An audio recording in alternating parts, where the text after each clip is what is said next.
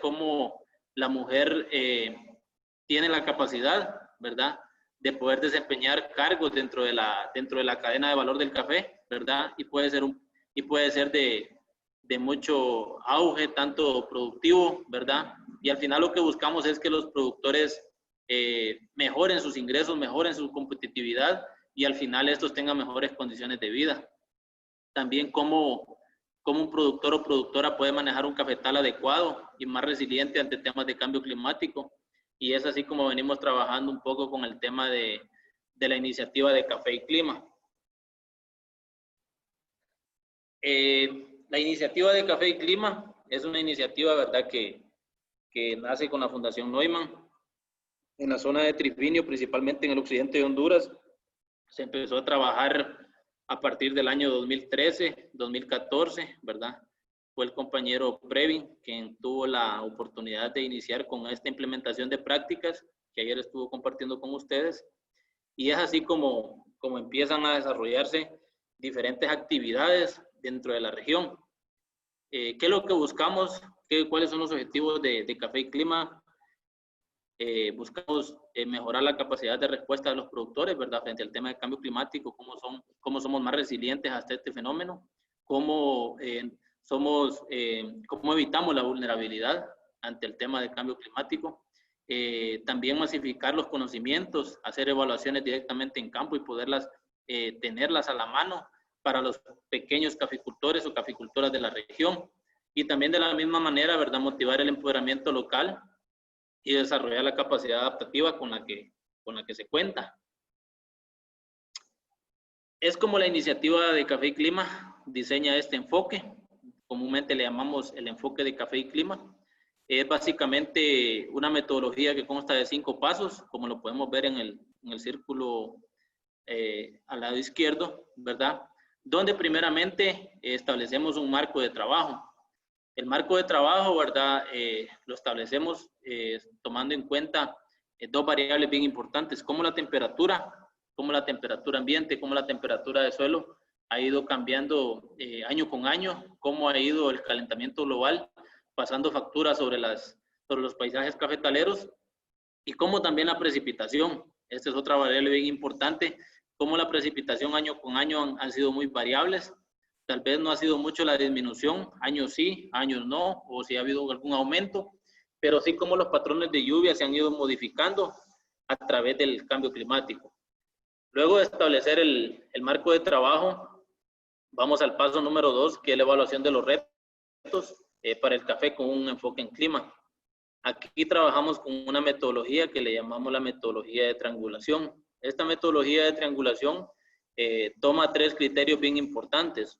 Una es el criterio de los productores y productoras. En este caso son los productores de café y productoras que están directamente en campo, que nos cuentan sus experiencias a través de unos talleres que llamamos testigos climáticos. Aquí en estos talleres buscamos llevar hombres, adultos, mujeres también y jóvenes. ¿Por qué? Porque desde el punto de vista de un productor puede decir, bueno, yo antes sembraba en esta época mi cultivo de maíz, frijol o de café y ahora estoy en incertidumbre porque no sé cómo serán las condiciones climáticas. En el caso de una mujer puede decir, bueno, yo antes tenía suficiente acceso de agua para, por ejemplo, las actividades del hogar, ahora me viene 2 veces por semana, 1 vez por semana, o todo esto ha ido cambiando. Y también ver el punto de vista de cómo los jóvenes han visto que el cambio climático ha venido afectando. Luego de tener el punto de vista de los productores, es bien importante también el punto de vista de los extensionistas. En este caso, del equipo técnico, ya sea de una organización de productores, el equipo técnico de una ONG o de las diferentes ONGs que están trabajando en la región para conocer cómo ellos han visto la evolución del tema de clima en la región. Y por último, tenemos el punto de vista de un asesor científico. La iniciativa de Café y Clima cuenta con un asesor científico de nombre Peter Baker. Él es el que valida y da los vistos buenos, ¿verdad?, las diferentes metodologías de trabajo. Entonces, en esta metodología de la evaluación de los retos, esas 3 partes juegan un papel bien fundamental. Luego de tener estos 2 pasos, ya anteriormente mencionados, vamos a la parte de la planificación. En la parte de la planificación, Ya conocemos directamente cuáles son los retos, cuáles son las amenazas que tenemos en los cafetales, en los paisajes cafetaleros, y es en la parte de la planificación donde evaluamos qué es lo que vamos a implementar. También así conocemos la parte del recurso, el recurso humano o el recurso financiero con que contamos, y también si hubieran otras organizaciones o otras instituciones que estuviesen interesadas en formar parte del trabajo, es en ese momento donde se unen esfuerzos para poder llevarlos directamente a campo. Posteriormente de esos 3 pasos viene la parte de la validación y la implementación de las prácticas. Esto ya es con un acompañamiento puntual por parte de los productores. Estas implementaciones van directamente a campo en pequeñas áreas donde se están evaluando las diferentes prácticas de adaptación, acompañado de un proceso de innovación, ¿verdad? Entonces, es aquí donde establecemos todas lo que conocemos como parcelas demostrativas o parcelas vitrinas para poder evaluar las diferentes prácticas, tanto desde el punto de vista eficiente, sea en tiempo, sea en recurso, el recurso económico, recurso humano. Y por último, el último paso de la metodología es la parte del aprendizaje. Es cómo incorporamos diferentes herramientas para la evaluación de todas estas prácticas de adaptación. Y es la parte muy importante porque todo este acompañamiento que se ha tenido con el productor o productora es ahí donde el productor dice, bueno, a mí esta práctica me ha funcionado por X o Y motivo, o esta práctica tuve este y este inconveniente. Y es ahí donde nos dice el productor, esto es eficiente, esto no es eficiente, y esto es parte de toda la metodología del aprendizaje y de la metodología de Café y Clima. Si ustedes pueden ver, es una metodología bien adaptable, bien aplicable, ¿verdad? Bien práctica, que consta de 5 pasos. Y por último, en el centro del círculo de ahí del enfoque de Café y Clima, podemos ver un circulito azul que dice caja de herramientas CIC. La caja de herramientas CIC es un sitio web, ¿verdad? Es una página en internet que solo aplicamos, únicamente tenemos que tener acceso a internet. No necesitamos ningún usuario, no necesitamos ninguna contraseña. Ponemos caja de herramientas CIC, Toolbox, y automáticamente nos ingresa a la página que Café y Clima ha estado trabajando y donde se pueden ver diferentes estudios, y no solo en la región trifinia, sino que en los diferentes países a nivel mundial donde ha estado trabajando la metodología de Café y Clima. Posteriormente a la validación a lo que comentábamos de la metodología de Café y Clima, viene lo que son la validación de las prácticas de adaptación. Aquí es bien importante mencionar, ¿verdad?, que las prácticas de adaptación es un complemento a las buenas prácticas agrícolas que se tienen dentro de los cafetales o dentro de la finca de café. Tratamos o manejamos dos metodologías de implementación. Tenemos las parcelas de validación o de investigación y tenemos las parcelas de implementación o parcelas demostrativas. En las parcelas de validación son pequeñas áreas, ¿verdad?, donde estamos evaluando X práctica, X tecnología. No conocemos los resultados que vamos a tener, entonces lo tenemos en un espacio pequeño, ¿verdad?, para hacer dichas evaluaciones. Luego que ya conocemos la validación, vamos a lo que son parcelas de implementación o las parcelas demostrativas, que estas ya son áreas más grandes. Ya tenemos con certeza datos, información que le podemos decir a un productor o una productora, esta práctica me obtiene esto y estos resultados, y con esta práctica obtengo esto. Entonces las parcelas de validación y parcelas demostrativas juegan un papel importante dentro de la implementación de las prácticas de adaptación. Aparte de ello, ¿verdad?, donde podemos ver en un diagramita, donde vemos el proceso de germinación, trasplante y producción, en este caso de plántulas y plantas de café, es bien importante que trabajamos con prácticas de adaptación en la parte radicular de la planta de café, así como también el follaje y también el tema ambiental, ¿verdad? Todas las prácticas van orientadas al tema, o va de la mano con las prácticas ambientalmente sostenibles. Y en la parte de abajo podemos observar que partimos de una amenaza que nace en la metodología de la triangulación que vimos anteriormente. Esta amenaza nos genera un impacto, y con el impacto que tengamos nosotros priorizamos la práctica de adaptación que vamos a utilizar en este caso. Luego ahí se describen cada una de las prácticas evaluadas que es lo que vamos a ver a continuación. Dentro de las prácticas de adaptación al cambio climático que hemos estado evaluando, pues una de las prácticas, ¿verdad?, y que hemos tenido bastante aceptación, ha sido un cambio de distanciamiento en la siembra del cultivo de café. Aquí en el corredor de Occidente, ¿verdad?, y la región Trifinio, pues es muy común encontrar cafetales con densidades de planta entre los 4.000, 5.000 o hasta 6.000 plantas por manzana, con distanciamientos de siembra muy cercanos, y esto lo que hace que la planta tenga un agotamiento de bandola muy temprano. Entonces, lo que hacemos es hacer un cambio de distanciamiento que lleva 2.5 metros entre surco por 0.8 metros entre planta. Esta distribución me permite tener 3.500 plantas por manzana, mientras que los otros sistemas llevan un 2x1 o incluso menos. Entonces, el cambio de distanciamiento es una de las prácticas que más hemos incentivado y hemos podido encontrar algunas ventajas, como mejorar el desarrollo foliar de la planta. Se tiene la mayor entrada de luz y aire, ¿verdad? Esto permite reducir el de plagas y enfermedades. Por ejemplo, en esta época que tenemos bastante lluvia, los cafetales muy cerrados tienden a mantenerse húmedos todos los días, dijo, y el incremento, por ejemplo, de la roya es más acelerado. Sin embargo, con estos distanciamientos de siembra, ayuda a reducir el tema de plagas y enfermedades. En el tema de calidad de café, vamos a encontrar que la maduración es más uniforme. También así, los azúcares que puede concentrar un grano de café serán mejores, por ende la calidad de taza tendría a mejorar. Vamos a incrementar la producción. ¿Por qué vamos a incrementar la producción? Porque no es lo mismo mantener 4.000 o 5.000 plantas por manzana que 3.500 plantas por manzana. Vamos a nutrir mejor nuestro cafetal y por ende vamos a tener una mejor producción o productividad. Y la otra es que nos permite, dentro de esta calle o surco, como le llamamos, nos permite incorporar una cobertura, ya sea una cobertura nativa que tengamos en nuestro cafetal, o ya sea una cobertura introducida, ya sea una gramínea o una leguminosa, de las que vamos a hablar un poquito más adelante.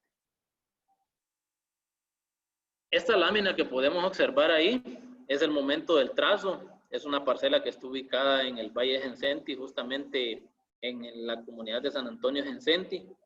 Es una parcela establecida con un cambio de distanciamiento de 2.5 por 0.8 metros entre plantas. Tiene la incorporación de una enmienda calcárea al momento de la siembra. Y la otra práctica de adaptación que tiene es que no se hizo agujero para la siembra, sino que se mejoró la estructura de ese suelo en un zanjo corrido, ¿verdad? Actualmente en la zona visitamos los productores y nos damos cuenta que apenas hacen un pequeño agujero o huaca donde apenas cabe una planta de café. Sin embargo, entre más amplio sea ese espacio, la planta tiene a desarrollar más su sistema radicular. Entonces, en este caso, se hizo un zanjo corrido donde la planta llegue a mejorar su sistema radicular, y por ende su follaje. Y en esta imagen se puede ver, ¿verdad?, la zanja corrida con la implementación de la enmienda y el momento de trasplante a campo de lo que es el vivero de café con dichas prácticas. El tema de las coberturas de suelo. Y cuando hablábamos de las coberturas nos estábamos refiriendo al tema de las gramíneas y a las leguminosas. En este caso, pues, la braquiaria que hemos estado evaluando es la braquiaria ruficiensis. Es una braquiaria originaria de África, ¿verdad?, para la alimentación de ganado. En la región tropical de Sudamérica, fue traída a Brasil, también para la alimentación de ganado. Y fue en Brasil donde la empezaron a estudiar y a trabajar en asocio con cultivos de café. Luego se tienen experiencias en Guatemala y es la fundación que trae esta metodología al occidente de Honduras, ¿verdad?, el establecimiento de la braquiaria ruficiensis como una cobertura de suelo. Como podemos ver en la lámina al lado izquierdo, tenemos un cafetal, ¿verdad?, con el cambio de distanciamiento de 2.5 metros por 0.8 metros entre plantas. Un equipo de compañeros llevando mediciones y evaluando las prácticas. Y en la calle Osurco, pues nos permite la incorporación de esta braquiaria. Es una braquiaria de un crecimiento semierecto, ¿verdad?, de fácil manejo. La altura que pueden ver ahí anda oscilando menos de 1 metro o hasta 1 metro, que es la altura recomendada para hacer los cortes, y su incorporación directa al cafetal. Toda esa braquiaria se incorpora directamente al cafetal. Hay productores que dicen, ¿puedo alimentar ganado con eso? Sí se puede, pero en este caso, nuestro objetivo es cubrir el suelo de ese cafetal, ¿verdad? Entonces, ¿qué es lo que buscamos con la braquiaria rusicensis? Pues es reducir la temperatura de los suelos, ¿verdad? Los suelos están expuestos a los rayos solares, mayor generación de biomasa que incorpora como materia orgánica. Esta braquiaria en los cafetales es una máquina de generar abono orgánico, ya que todo se descompone ahí. Nos decían, la gramínea puede entrar en competencia con el café. Sí, puede entrar en competencia, pero si el cafetal no tiene el distanciamiento adecuado. Cuando mantenemos la braquiaria en el centro de la calle, ella lo que hace es extraer nutrientes del suelo y los volvemos a incorporar al cafetal y los ponemos disponibles para la planta de café, porque todo se incorpora directamente en los suelos del cafetal.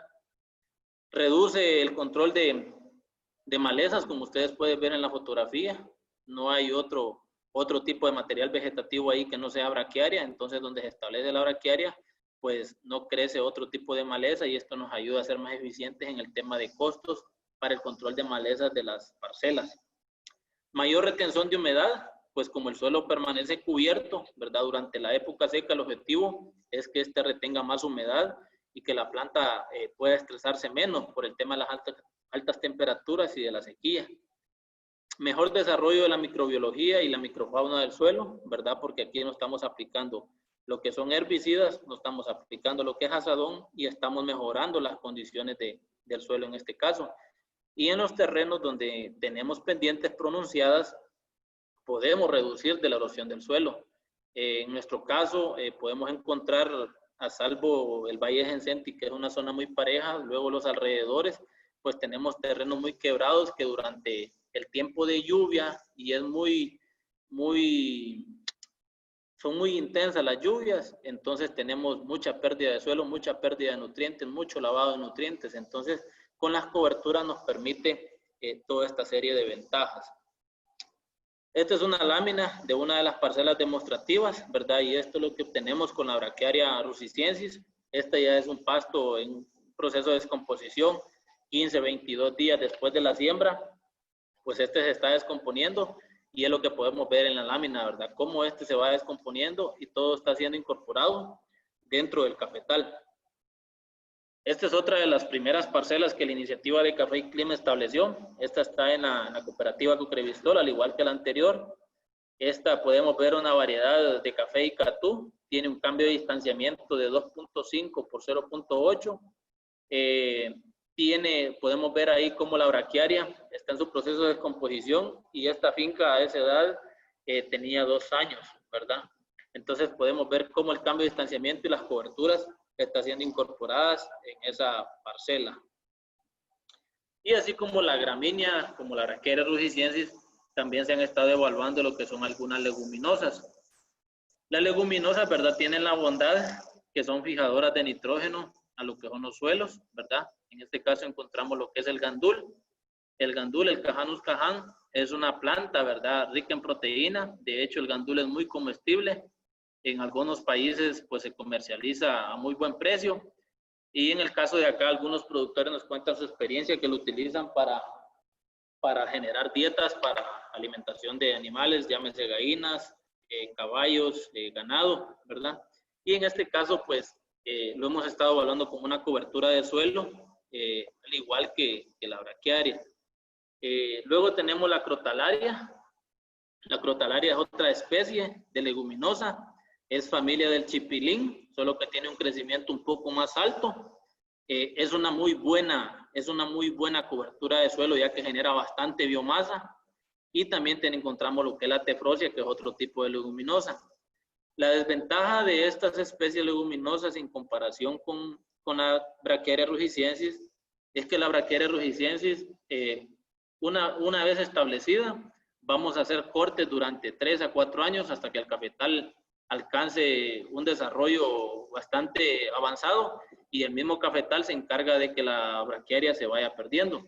Sin embargo, las leguminosas, cada vez que hacemos el corte, si hacemos una poda muy baja, entonces tenemos que estar regenerando nuevamente. Entonces, sin embargo, la braquiaria una vez establecida no la volvemos a establecer, mientras que la leguminosa sí. Este es un cuadro comparativo de la biomasa y el contenido nutricional que estas coberturas que estaba mencionando anteriormente generan.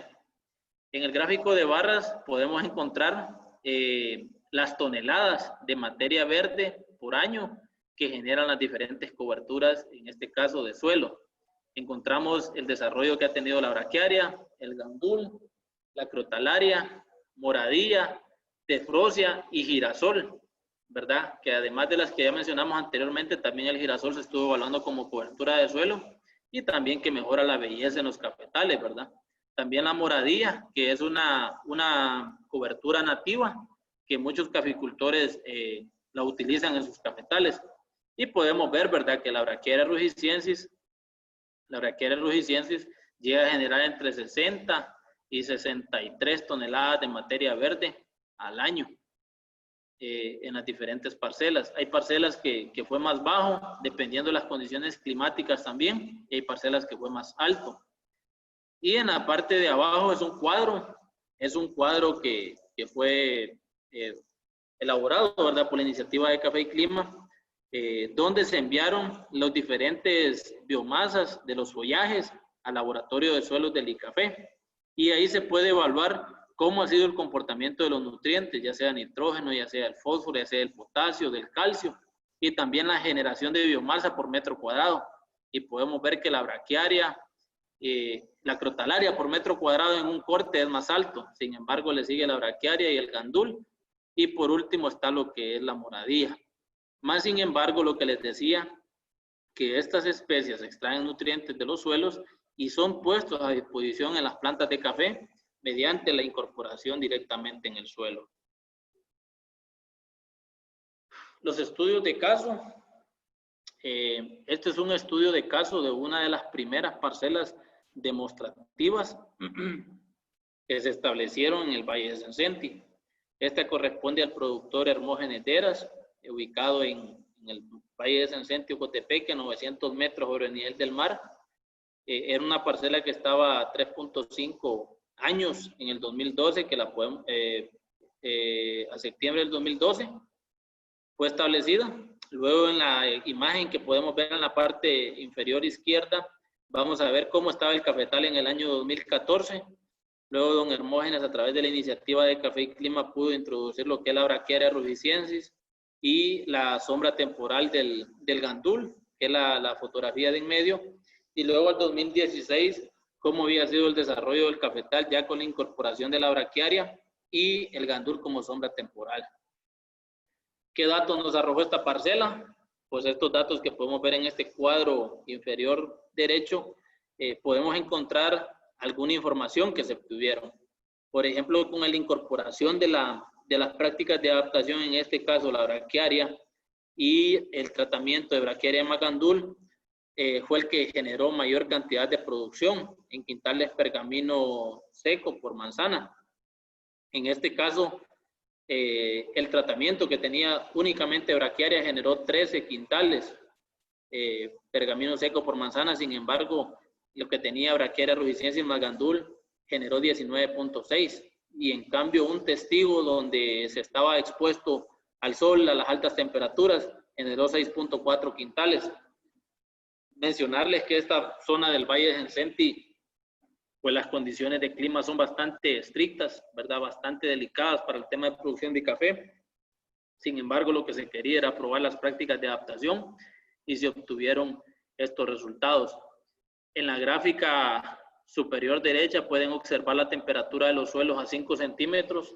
Esto se hace mediante unos sensores, son unos botones que se entierran a 5 centímetros de suelo.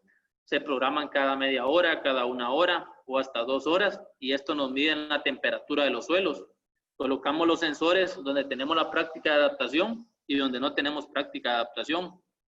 Podemos ver que las líneas de coloración roja es el comportamiento de la temperatura del suelo utilizando una práctica de adaptación, en este caso la braquiaria, o en el caso de la braquiaria más el gandul. Sin embargo, la coloración azul es la temperatura de esos suelos sin ningún tipo de cobertura o práctica de adaptación al tema de clima. ¿Esto por qué es importante conocerlo? Porque según un estudio realizado por un investigador, Franco, en 1982, que es lo que encontramos en el recuadro superior izquierdo, dice que la temperatura arriba de 33 grados centígrados en el sistema radicular por un periodo cerca de 2 horas produjo disminución, una disminución producida en el peso del sistema radicular. Él manifiesta también que si la temperatura de los suelos pasa por encima de los 38 grados centígrados por un periodo de 2 horas, causa disminución en la altura de las plantas y también el peso de las raíces, y por último puede tener la muerte, lo que es de las plantas, o el marchitamiento del follaje, y esto conlleva la muerte. Entonces, ¿qué es lo que buscamos nosotros bajo esta investigación? Mantener la temperatura de los suelos bajo los 32 o 33 grados centígrados en este caso. Ya si la temperatura se eleva, entonces ya causa un daño al desarrollo y por ende a la producción que pueda tener la planta de café. La injertación de café. La injertación de café es una práctica muy utilizada en Guatemala, por ejemplo. En el caso nuestro se desconoce un poco el trabajo de la injertación.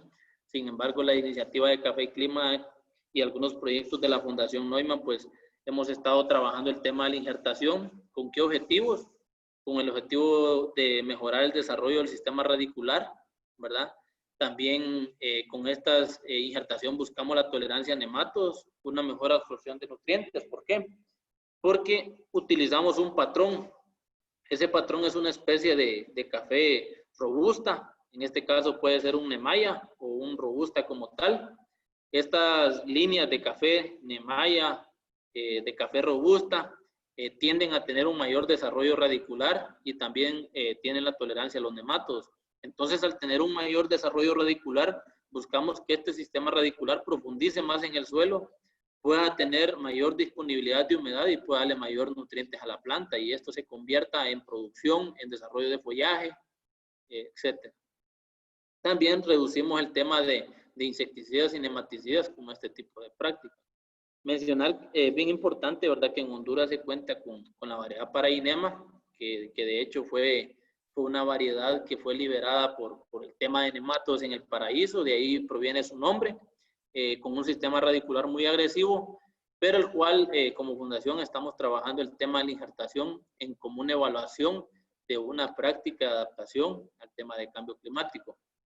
Una de las principales desventajas del tema de injertación es que en el país no se cuenta con personas capacitadas o con la habilidad de hacer la injertación de café en este caso.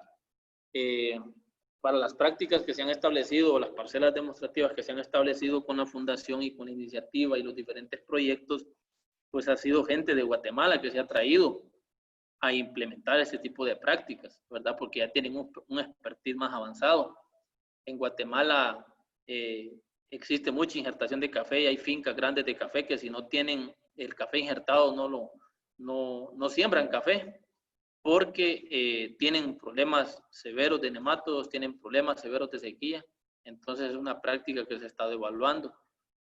Por traer gente de Guatemala a hacer el tema de injertación, los costos salen un poco más altos por planta, pero es una práctica que estamos evaluando, la estamos llevando a campo para ver cuáles son los resultados que tenemos y si es eficiente tomar en cuenta como una práctica de adaptación a lo que es el cambio climático. En el tema de desarrollo radicular, el uso de biochar. Biochar es conocido como un carbón vegetal o un biocarbón, ¿verdad? Hoy en día hay varias ONGs o proyectos trabajando el tema de biocarbón, o en este caso de biochar, buscando estimular el desarrollo de raíz. En este caso, la iniciativa de Café y Clima empezó a hacer algunos estudios, luego con otros proyectos hemos ido evaluando más este tipo de prácticas y hemos encontrado, ¿verdad?, algunos resultados como los que se reflejan en la parte superior derecha, donde encontramos plantas con un mayor peso, donde encontramos plantas con un mayor desarrollo de área foliar, donde encontramos plantas con un mayor desarrollo radicular, versus plantas que las hemos establecido bajo un sistema normal. Entonces, Esta fue una investigación que realizó la iniciativa de Café y Clima con un 25% de biochar versus un testigo, y donde se alcanzaron estos números: un mayor desarrollo de área foliar, mayor desarrollo de raíz. Quiere decir que esta planta, cuando llegue a campo, va a tener un mayor desarrollo radicular, va a capturar más humedad, va a profundizar más a las áreas donde hay más humedad, y la planta va a estar mejor, va a tener un mejor desarrollo foliar y producción. ¿En qué consiste el proceso de elaboración de biochar? Pues el biochar, ¿verdad? Nosotros hemos trabajado un sistema de un horno artesanal. No buscamos la liberación de gases de efectos invernadero, en este caso de humo, ¿verdad? Porque no queremos el tema de contaminación. Entonces, se establece un tipo de horno artificial como el que pueden ver en la fotografía, ahí de los amigos de la cooperativa Flor del Pino, como el compañero Previn, donde se hace un tipo volcán. Adentro está prensada lo que es la leña, se deja un círculo en el centro para poder poner la brasa, luego se tapa con pasto, luego se le pone tierra, y todo eso se hace adentro a pura presión o a pura temperatura, como nosotros le llamamos, y a ese proceso se le conoce como pirólisis. Ahí no hay liberación de humo, no hay liberación de gases de efecto invernadero, y estamos generando lo que es el biochar. Cabe recalcar que esto lo hacemos con los productores cuando vamos al cafetal y nos dicen: mire, te podó la finca y tiene los residuos de la leña, o hizo una poda de algunos árboles, y de ahí podemos tomar esa madera. Sin embargo, no le decimos al productor: corte el bosque o corte un árbol para hacer biochar. No, es en base a los residuos que ellos tienen dentro de su área productiva. Y al final, pues lo hemos estado evaluando a nivel de vivero, porque vemos el desarrollo o vemos los resultados un poco más rápido, y podemos decir que hasta el momento la práctica ha sido muy eficiente y de bajo costo. El riego por goteo es una práctica que hemos estado evaluando, ¿verdad? El riego por goteo, debido a que, por ejemplo, en algunas regiones del país o en algunas zonas, pues las altas temperaturas y las sequías son un poco drásticas. Cuando la planta necesita agua o humedad para el desarrollo de follaje, o para la floración, o para el cuaje del grano, no tenemos la disponibilidad producto del cambio climático. Entonces, en este caso, hemos empezado a evaluar algunas parcelas, en este caso, valga la redundancia, de validación, con el riego por goteo. Riego por goteo porque estamos manejando lo que es el riego únicamente controlándolo. La planta, igual, para inducir la floración tiene que tener un periodo de estrés, y luego darle a la planta el agua o la humedad en el momento oportuno o adecuado, ¿verdad? Esta es una parcela que fue establecida en la comunidad de Santa Teresa. Es una variedad, como podemos ver ahí, es un café amarillo, es un catucaí amarillo 2SL, es una variedad brasileña. Se estableció una sombra temporal de gandul, hubo un cambio de distanciamiento en la siembra, no se utilizó el 2.5, sino que 3 metros por el 0.8, y aparte de eso se incorporó lo que es el riego por goteo. En esta lámina pueden observar un poco mejor cómo está el diagrama. Está un tanque de ferrocemento, que es donde se almacena el agua, y posteriormente está el cafetal, donde se está regando por medio de cinta de riego. Lo que está marcado con amarillo es el surco de café que está sin riego, y es el que nos sirve para evaluar el tema del riego por goteo en tema de costo y la eficiencia en tema de recursos. Entonces, al lado izquierdo podemos observar una de las cosechas de esta parcela demostrativa de catucaí amarillo, y abajo podemos encontrar algunos resultados del primer año de cosecha. Del primer año de cosecha de esta parcela, donde se obtuvieron rendimientos con el riego por goteo de 30.7 quintales por hectárea, y sin el riego por goteo 19 quintales por hectárea, habiendo una diferencia de 11.7 quintales. También aprovechar la lámina, ¿verdad? Como podemos ver ahí en la imagen arriba, que encontramos 5 surcos de café, y encontramos un sexto surco diversificado, en este caso con aguacate, que es otro tema que vamos a ver más adelante, para que ustedes puedan tener una idea de cómo estamos trabajando también con el tema de diversificación. Entonces ahí en la fotografía se pueden ver 5 surcos de café y un sexto surco es el cultivo a diversificar. En esta parcela es aguacate Beneken, que es un aguacate para zona baja, ya que ahí nos encontramos alrededor de los 1.100 metros sobre el nivel del mar. Pero básicamente en esta parcela se está evaluando lo que es el riego por goteo y viendo cómo han sido los resultados en base a producción y rendimiento en café. Otra de las prácticas muy importantes a trabajar en el tema de raíz del café, de estimulación radicular, estamos hablando de lo que es el yeso. El yeso es un sulfato de calcio. Es un producto, es uno de los insumos capaces de reducir los efectos del aluminio en los suelos y en el cultivo.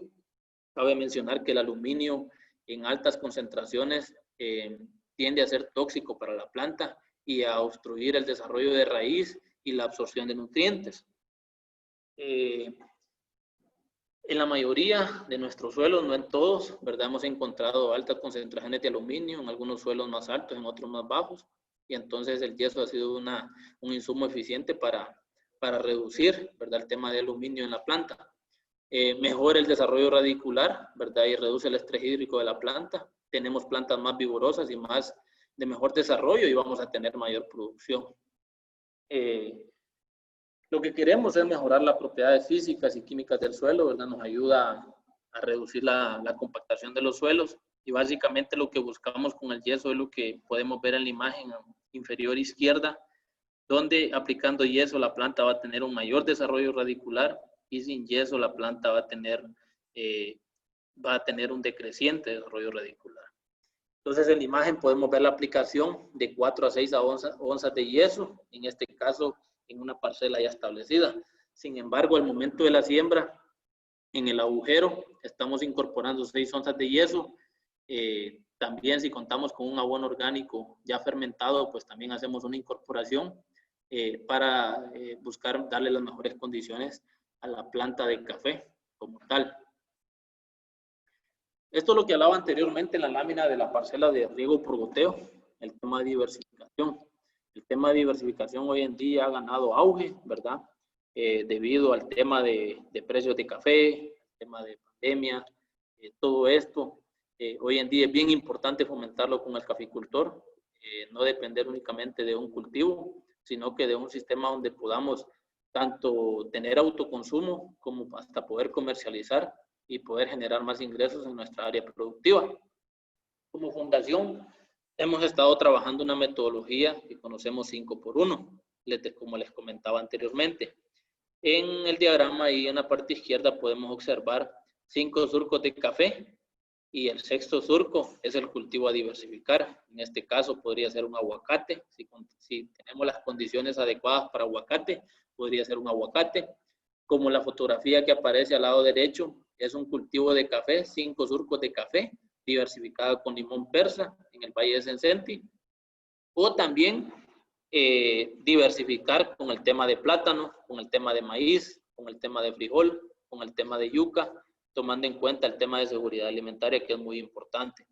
Entonces, comúnmente el productor tiene diversificación en sus cafetales, pero tal vez de una manera más desordenada, y por ejemplo, tengo un aguacate compitiendo con café, y al final no tengo ni los mejores resultados de café ni de aguacate. Entonces, con este sistema me permite manejar bien 5 surcos de café con un distanciamiento de siembra de 2.5 por 0.8 y manejar el sexto surco de un cultivo a diversificar. El tema de emprendimiento de microempresas ha sido otro tema que hemos estado trabajando. En este caso, la compañera Karina implementó el año pasado un trabajo con un proyecto de mujeres en café y clima, donde igual Amo Café y algunas otras organizaciones formaron parte. Y estas microempresas son básicamente generadoras de semillas para el establecimiento de parcelas demostrativas. En este caso es el grupo de mujeres de Aprocaer en la Unión Copán, donde ellas tienen su banco de semillas, en este caso de gandul, de crotalaria, de tefrosia, incluso tienen ahí diversificado con el tema de zacate té o zacate limón, ¿verdad? Porque hablamos con los productores, todos conocen el gandul, todos conocen la crotalaria, pero no encontramos semilla disponible para establecer parcelas demostrativas. Entonces, con estas microempresas se pretende elaborar o generar todas estas semillas para ponerlas a disposición de los productores y productoras de café. Esto es básicamente lo que vamos a encontrar dentro de la caja de herramientas de Café y Clima, que les hablaba al inicio, donde presentábamos la metodología del enfoque de Café y Clima. Si ingresamos a la página web, vamos a encontrar esta imagen. Solo ponemos Coffee and Clive Toolbox, como aparece ahí en la imagen, y vamos a encontrar toda la información. Ahí podemos jugar con los diferentes idiomas, está en inglés, el español y el portugués, y podemos empezar a indagar en qué queremos, de todo lo que hemos hablado. Hay información disponible. Esto que vemos ahí son estudios de caso en los diferentes países a nivel mundial, donde ha estado presente Fundación Neumann y la iniciativa de Café y Clima, trabajando diferentes programas y proyectos. Y es así como vamos a encontrar las diferentes experiencias ya sistematizadas y puestas a disposición de los caficultores o caficultoras, y que puedan tomarlas muy en práctica para llevarlos a sus cafetales, ¿verdad? Esto era la presentación que teníamos sobre el tema de prácticas de adaptación a lo que es cambio climático. No sé si hay alguna pregunta, comentario o sugerencia o algún aporte aparte, pues creo que es buen momento.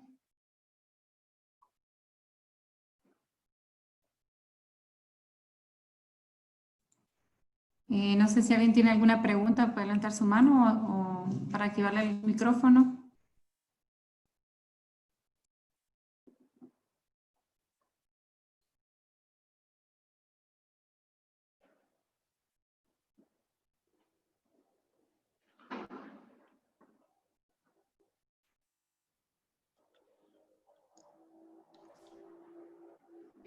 Bueno, yo creo que quedó clara prácticamente la charla de hoy, estuvo muy bonita.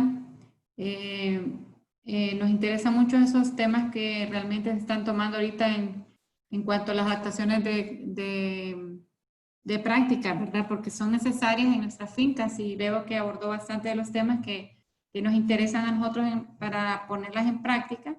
Incluso la Alianza Mujer en Café ahorita está haciendo unas con el técnico y esperamos ver resultados, ¿verdad? También eso es importante, ver resultados con estas prácticas que están adoptando ahorita como de moda, podemos decir, pero creo que son muy importantes y agradecemos, Gerson, realmente la participación. No sé si alguien quiere, permítame, creo que tienen.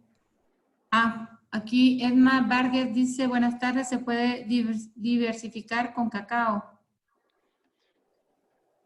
Hola, buenas tardes. Fíjese que esa es una inquietud que hemos tenido, bueno, hace los últimos 2 años. No lo hemos evaluado nosotros como fundación, sería mentiroso decirle que sí lo hemos evaluado, no lo hemos hecho.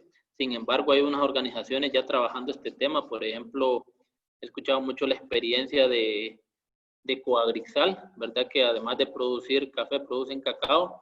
Sin embargo, debemos de conocer un poco más sobre el tema de cacao. Leí una literatura sobre la demanda de lluvia en este caso, o sea, de precipitación, que es bastante alta, ¿verdad? Algo que tenemos que tomar en cuenta es que el cacao es como lo contrario al café. El cacao se adapta de los 0 a los 800, 900 metros, sin embargo, el café va desde los 700, 800 metros a los 1700, 1800.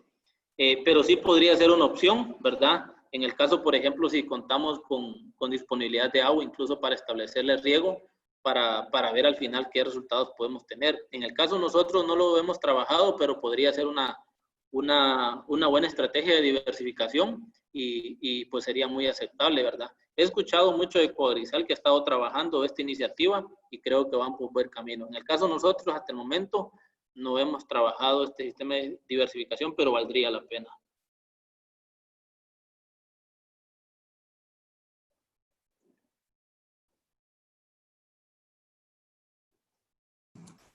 Sí, bueno, con Gustavo tiene una pregunta.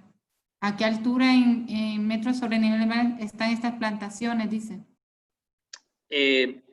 Sí, básicamente hemos estado desde los 700 metros, 750 metros sobre el nivel del mar, que son zonas muy bajas, zonas con por regímenes de lluvia bien bajas, con zonas de sequías muy prolongadas, y hemos estado hasta los 1.700 metros sobre el nivel del mar. Ahí hemos estado evaluando todo este tipo de prácticas que estábamos mencionando. Gerson, una pregunta. En esas prácticas de adaptación que ustedes estudios de caso que hacen, lo miden con diferentes tipos de altura, me imagino, ¿verdad?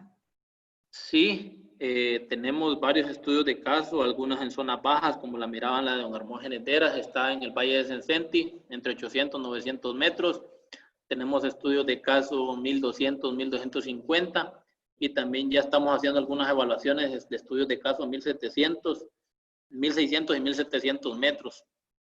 Diferentes pisos altitudinales, y hemos visto el comportamiento de las prácticas de adaptación a diferentes temas de temperatura, humedad, precipitación, suelos.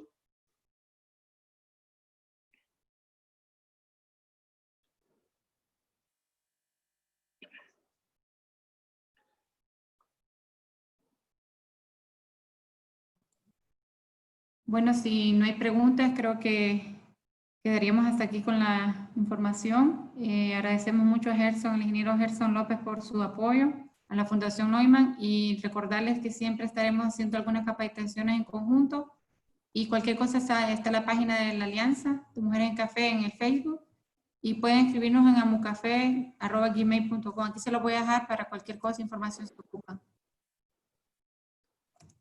No, de mi parte, como Fundación Valleja, estamos a la orden, a la disponibilidad.